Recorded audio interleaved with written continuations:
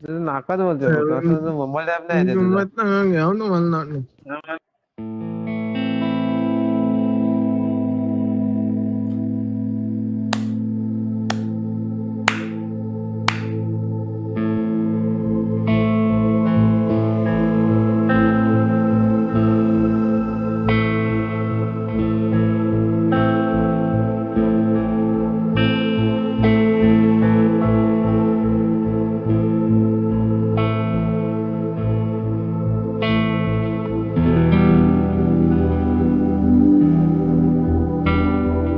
A few moments later.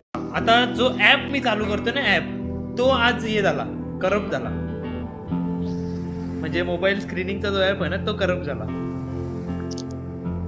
काल. एलगाटोचा हा नाही एलगाटो नाही, एलगाटो नाही घेते आज मी, कारण की तो एलगाटो प्रॉब्लेम देतोय ना कालपासून, म्हणून मी आज एलगाटो युज नाही केला.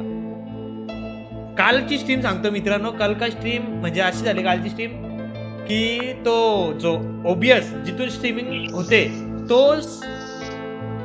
10 पेक्षा जास्त वेळा हे झाला, करप्ट झाला. पण तरी पण मी स्ट्रीम एंड केली नाही, तरी पण ते करत राहिलो. आणि एकदा थोडंसं कंटिन्यू चालला तर ते एलगाटोनी प्रॉब्लेम दिला. मग मी तो ऍप चालू केला ज्या ऍपने मी स्क्रीन शेअर करतो. ठीक आहे, झाला. कालची स्ट्रीम कशी तरी केली आपण तुटक मारत. आज आलो, नीट स्ट्रीम चालू झाली. म्हणजे मी पूर्ण सर्व ऍप अनइन्स्टॉल करून इन्स्टॉल मारले. त्यानंतर मी स्ट्रीम चालू केली. त्यानंतर नीट चालला सर्व आणि बफर व्हायला लागली स्ट्रीम. ना माझा नेट जाते आज, ना तो ऍप काय प्रॉब्लेम देते, काहीच प्रॉब्लेम नाही. काहीच. नेट गेल्यावरती इथे रेड सिग्नल येतो, रेड सिग्नल पण नाही येते, तरी पण स्ट्रीम बफर होत होती मध्ये. पूर्ण ऍप वापस गायब केला, वापस रिस्टार्ट मारली, स्ट्रीम नीट चालायला लागली स्ट्रीम. थोड्या वेळात तुम्ही जे मगापासून बघताय स्टार्टिंग पासून, थोड्या वेळात एलगाटोनी प्रॉब्लेम दिला.